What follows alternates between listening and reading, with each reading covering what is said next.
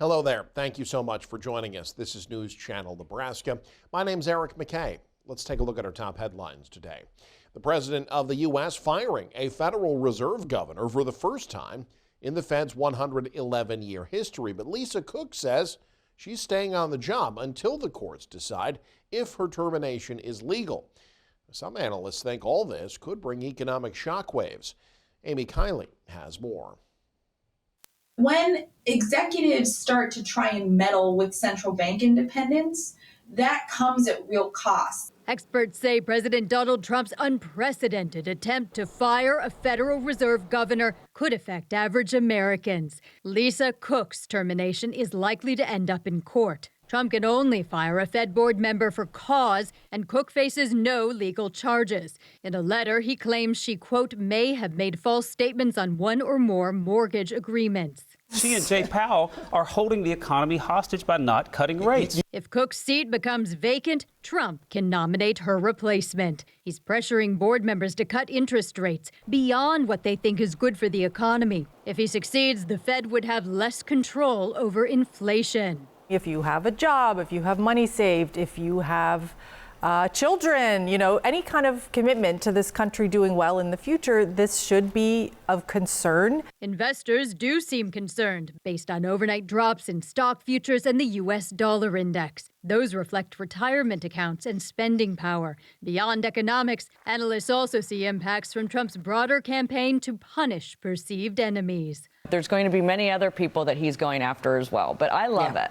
Critics say they're worried about how far he'll go. What is the threat now to the average American? Amy Kiley reporting, News Channel Nebraska. Staying on Capitol Hill, the president signed a new proclamation honoring the U.S. service members killed in a suicide bombing in Afghanistan. Monday, Trump was surrounded by families of the 13 Americans, among them Corporal Dagan Page of Omaha, who died in the 2021 bombing. The tragedy happened outside the Abbey Gate of Hamid Karzai International Airport in Kabul. More than 100 Afghans also died. While expressing sympathy to the Gold Star families, both Trump and Vice President J.D. Vance accused the Biden administration of not acknowledging the family's sacrifices. Biden did attend the ceremony. When the bodies of the fallen soldiers arrived at Dover Air Force Base, he also met with their families. A new movement is seeking to bring property tax reform to the Nebraska ballot box. A group called Advocates for All Nebraskans held a news conference Monday in the Capitol Rotunda, outlining why they believe reform is necessary and what changes they want to see.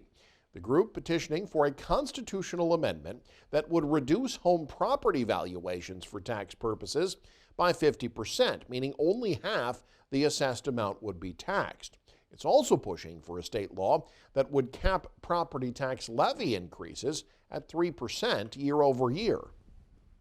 When we feel that our state senators aren't hearing us, when we feel that our state senators aren't representing us, like with property taxes, we have the ability through petitions to get on the ballot to make changes to our laws.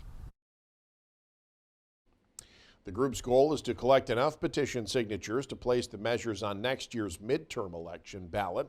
Members say they plan to begin gathering those signatures this week at the State Fair in Grand Island. Faced with a critical housing shortage, the city of Columbus took action. And now a new multi-million-dollar investment is fueling construction of a 238-unit apartment complex. Hanky Hazelton has more. In August 2023, the City of Columbus, along with Council's approval, announced plans to allocate $1 million from discretionary funds and another $1 million from utility funds in the fiscal year of 2023 and 2024 budget. These funds will be dedicated to address the overwhelming amount of housing significantly needed. We have a 238-unit apartment complex, and then along with that we have townhomes, single-family homes being developed, and some row houses.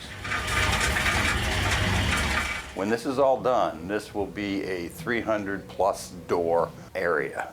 Totally new, affordable housing that we are trying to promote here in our community. Roughly 4 years ago in 2021, the city of Columbus did not have any housing available, but when they opened 2 apartment complexes that housed 84 units and cut the ribbon, it was full. We then had a 180 unit complex open up, and they opened that up in stages. The first stage, the second stage. Each one of those, if not full, was almost full at the time that they were ready for occupation. the mayor says they have the business, but without housing available, the workforce will have to travel. And as a city, why not provide it all for that individual or family? We've often said, what comes first, the chicken or the egg, the house or the employee or the house? So right now, we're doing our best to address that housing side, and I think our employers are seeing that. And you know, we'll see maybe some expansion with our employers and maybe some new things coming to Columbus. In Columbus, Hanky Hazelton, News Channel, Nebraska. With a new anti-fraud measure looming in Nebraska, advocates are raising awareness about cryptocurrency ATM fraud. Crypto kiosks are becoming more common at retailers as well as bars and restaurants, and a new consumer protection law takes effect next week. Retailers will be required to register each machine and post warnings advising people to be wary of scams and noting that government agencies don't accept payments from kiosks. AARP Nebraska says scammers often send people QR codes, and for those who aren't tech savvy, scammers can appear very supportive. The scammers are really good about being very compassionate, so if somebody doesn't understand how to do it, they're more than happy to walk them through how to use that QR code. They're very friendly with them as long as they're getting what they want from the consumer and knowing that they're going to be able to scam them out of that money. One of the more common scams targeting older adults, the so-called grandparent scam, where a caller pretends to be a relative in need of money. Ragland says AI now being widely accessible means these frauds have become more convincing. It may be they've taken their grandson or granddaughter's voice and converted that into an AI type of scam where then they call and actually say that they are the grandchild who's been arrested and maybe is in a jail somewhere and needs to post bail. Consumers who believe they've been scammed are advised to keep all their transaction records and contact local law enforcement and the Department of Banking and Finance. The final section of a bridge being rebuilt in Columbus has gone out with a bang, literally. The Nebraska Department of Transportation shared this video Monday. It shows the remaining sections of the Loop River Bridge being demolished. The demolition, part of a complete rebuild of the century-old span. City officials in Columbus have said the old bridge was in need of several major upgrades, including new lighting, guardrails, and an improved pedestrian path. The new bridge is expected to be ready by the end of 2027. Now here's some proof of just how incredibly unlikely it is to win the Powerball jackpot. No one's done it since May 31st. That means the pot rolling over again. No one won on Monday.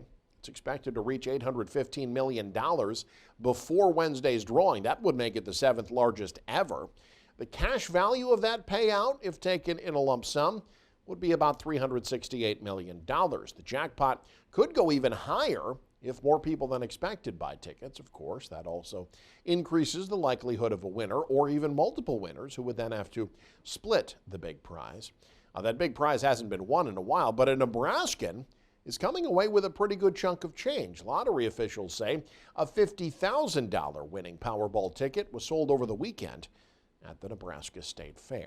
And in sports, football season officially upon us. College football kicks off this week. The Huskers begin their season against Cincinnati on Thursday. Wayne State takes on UNK that same night. You'll be able to watch that game on News Channel Nebraska. But small college programs beginning their seasons as well. Tim Hackett has a preview of Peru State. The Heart of America is one of the NAIA's premier conferences, especially in football, and Nebraska's lone school in that league, Peru State, knows that firsthand. But over the past 3 seasons under head coach Phil Ockinga, a Nebraska native, the Bobcats have steadily built themselves into a team that can truly contend in the conference. You know, being a Nebraska boy, Peru was always a place that I had watched from afar and knew it was kind of the diamond in the rough. It was the place where I'm like, I could see me being highly successful there, recruit really high-level student athletes, being a state school, having the resources necessary. I believe that you could. They won it back in the 90s, that you could do it again. And now that they've experienced that taste of winning, Peru State's players say that's given the team the collective confidence that they can continue to win games even in a challenging conference. I feel like we built like a new standard in Peru now. Like the standard is now like we're going to win games regardless of if, we may not get the ones that we really want, but we've turned the program around where though we're going to have a winning season now. We know we're going to give everyone a run for their money who used to walk all over everyone in the conference. Like you said, it's a tough conference, and now we're one of the teams that everyone has to think is going to be a tough game now. So I think we finally set a standard in Peru to be one of the teams to look out for. I think the hardest part about it all is kind of staying consistent and staying above average. It's real easy for teams to go back to what they used to be, but I think at Peru we're staying above average and we're excelling every year. As you can tell, we get it better every single year, and I think this year is the peak of our team. The Bobcats begin the 2025 season this Saturday, welcoming in Oklahoma Panhandle State for Peru's annual Thunder in the Oaks showcase. With this small college football season preview, Tim Hackett, NCN Sports. And you can stay up to date with the very latest by following us online. Head to newschannelnebraska.com, click on the News tab there. You can also follow us on X, like us on Facebook and Instagram as well. Thanks for joining us. Have a great day. This is News Channel Nebraska.